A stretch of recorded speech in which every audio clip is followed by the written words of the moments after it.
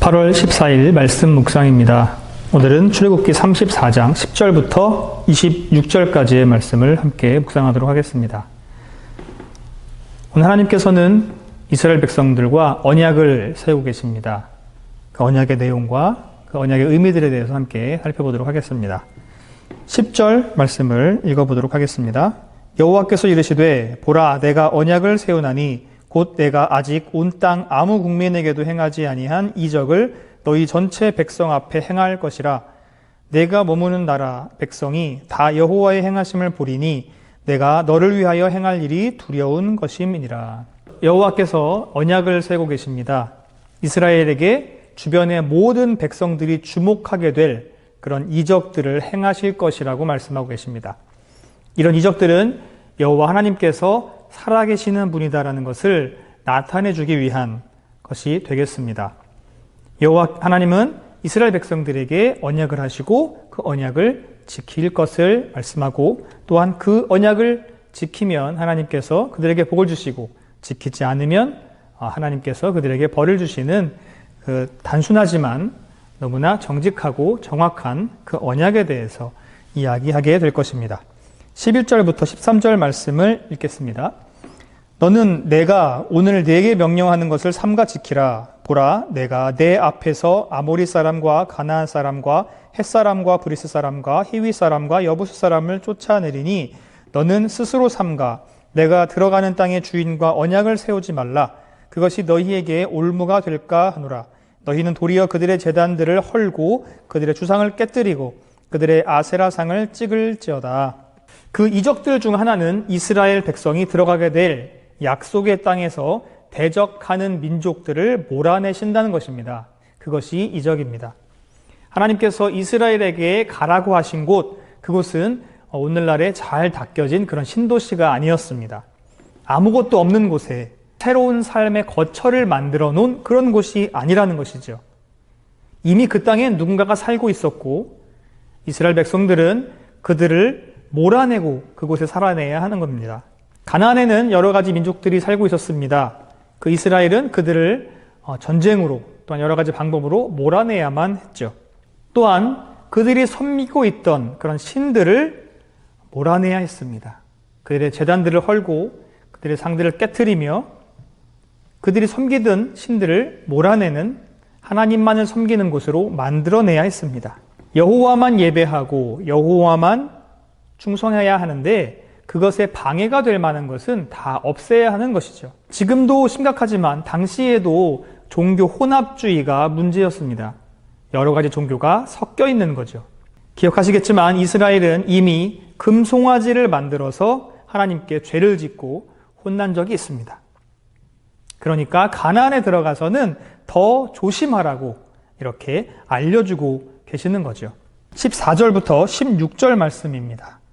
너는 다른 신에게 절하지 말라. 여호와는 질투라 이름하는 질투의 하나님이니라. 너는 삼가 그 땅의 주민과 언약을 세우지 말지니 이는 그들이 모든 신을 음란하게 섬기며 그들의 신들에게 제물을 드리고 너를 청하면 내가 그 제물을 먹을까 함이며 또 내가 그들의 딸들을 내 아들들의 아내로 삼음으로 그들의 딸들이 그들의 신들을 음란하게 섬기며 또 아들에게 그들의 신들을 음란하게 섬기게 할까 함이니라. 여호와는 질투라 이름하는 질투의 하나님입니다. 나 외에는 다른 신을 두지 말라. 또 다른 신에게 절하지 말라. 이렇게 나만 바라보라고 하시는 그 하나님입니다. 하나님을 믿지 않는 사람들은 하나님을 편협한 신이라고 이야기합니다. 폐쇄적이고 이기적이라고 이야기합니다. 신이 왜 이렇게 속이 좁냐고 말합니다. 너그럽고 관대하게 사람들에게 편하게 여유 있게 부담 없이 이렇게 대해주면 안 되냐? 사람들은 그렇게 얘기하고 있죠. 그들이 생각하는, 그들이 원하는 신은 그런 신이기 때문입니다. 사랑의 하나님이 왜 사람들을 이렇게 힘들게 하냐? 고난의 길을 가게 하냐? 십자가를 지게 하냐? 이것들이 믿지 않는 사람들이 하나님에 대해서 사랑의 하나님을 비판하는 이유 중에 하나입니다. 이 부분에서도 이스라엘에게 그 땅의 주민과 언약을 세우지 말라고 하시죠. 왜냐하면 이스라엘이 그 땅의 주민이 섬기는 신을 섬기게 될 것을 우려하신 것 때문입니다. 사람들은 여러 가지 종교를 다 똑같이 보고 있습니다. 이쪽으로 올라가나 저쪽으로 올라가서 정상에서 만나는 건 같다고 이야기합니다. 그래서 하나님만이 아니더라도 착하게 살고 성실하게 살면 어딘가 좋은 곳에 다 만날 것이라는 그런 믿음을 갖고 사는 사람들이 많이 있죠. 꼭 하나님이 아니더라도 자기가 믿는 그런 신들이 그것을 도와줄 것이라고 믿고 있습니다. 하나님을 섬기는 것만이 길이 아니라고 이야기하고 있죠. 다른 신들도 함께 섬기면 더 좋은 거 아니냐 이렇게 이야기하기도 합니다. 하나의 신을 섬기는 것도 좋지만 여러 신을 섬길 때 더 시너지가 난다고 보는 거죠. 드라마나 영화에서 많이 봤습니다. 어려운 일이 있을 때 정말 내 힘으로 안 될 때 사람들은 신을 찾게 되는데 그 찾는 이름이 무엇입니까? 정말 하나님을 절실하게 신실하게 믿는 사람이라면 하나님을 찾고 하나님한테 구하겠지만 그렇지 않는 사람들은 위기가 닥치는 순간에 누구라도 내 손을 잡아달라는 심정으로 하나님, 부처님, 알라신, 돌, 나무, 하늘 다 이야기합니다. 이런저런 신들의 이름을 다 부른 다음에 그 신들 중에서 내 이야기를 들어주는 신 하나 있으면 된다. 이런 생각이겠죠. 마치 자기 자신을 모든 신들이 연합해서 돌보아주고 지켜주는 것처럼 그런 생각을 갖고 있는 겁니다. 그 수많은 신들 중에서 누구라도 나를 하나 도와주겠지. 그렇지만 그 사람들은 실제로는 그 많은 신들 중에 그 누구도 믿고 있지 않은 것입니다. 신을 단순히 자기를 돕는 정도의 존재로 생각하고 있는 것이죠. 그러나 여호와 하나님은 이렇게 함부로 불려질 이름이 아닙니다. 아무렇게나 하나님의 이름을 부르고 나를 도와달라고 하는 그런 존재가 아닙니다.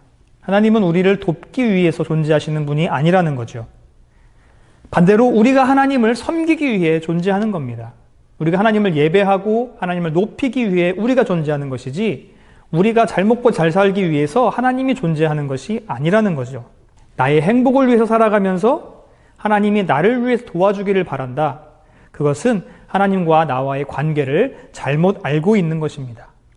여호와는 질투라 이름하는 질투의 하나님이라고 했습니다.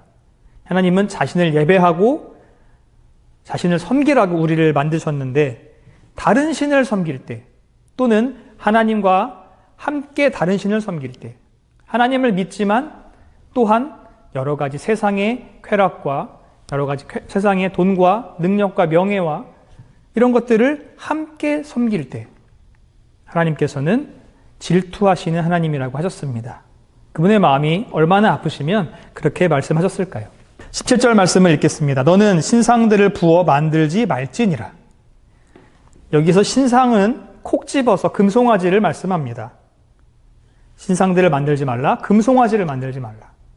이스라엘이 과거에 형상을 만들었습니다. 그리고 하나님이라고 말하고 그 하나님이라고 만든 그 형상을 섬겼던 그 금송아지, 그것을 만들지 말라는 것이죠. 이미 과거에 불순종했던 그만큼 더욱 조심하라는 겁니다. 그것을 강조하고 계시는 거죠.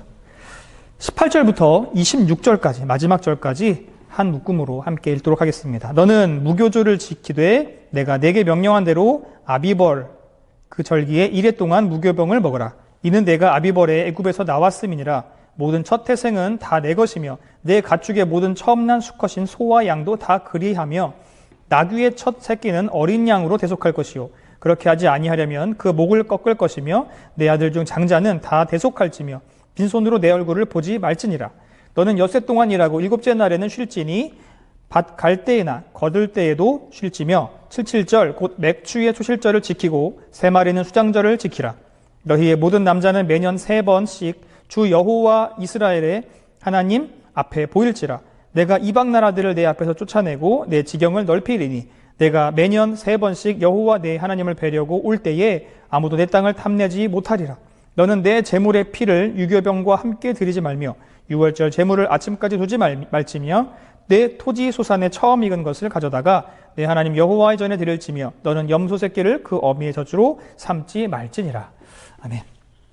길게 읽었지만 자세한 내용에 대해서는 살펴보지 않고 전반적인 내용을 한번 보겠습니다. 이 내용은 언약의 내용을 요약하고 있습니다.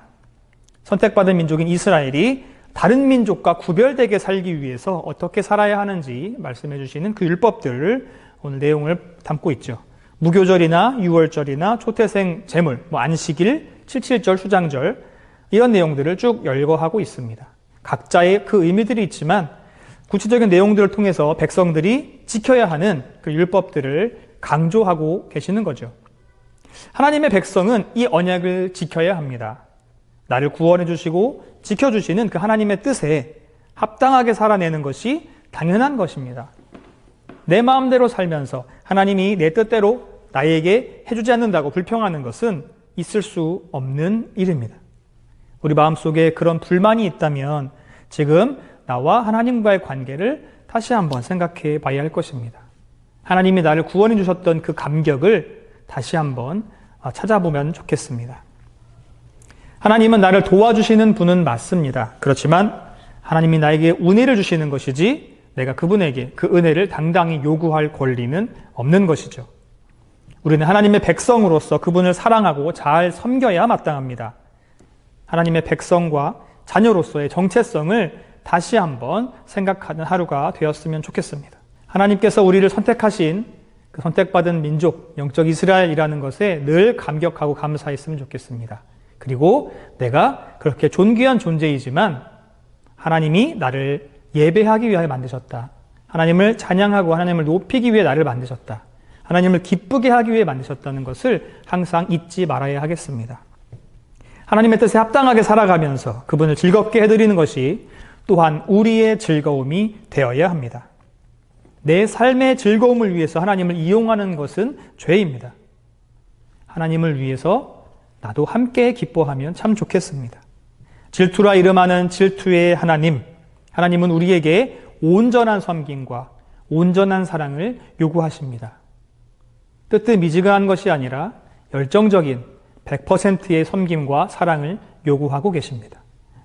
오늘도 온전히 주님만 섬기면서 모든 하루를 주님께 올려드리는 나를 위한 하루가 아니라 주님을 위한 하루를 살아내시기를 장자가족 모두가 그 은혜를 누리고 그 기쁨을 누리시기를 주님의 이름으로 축복합니다.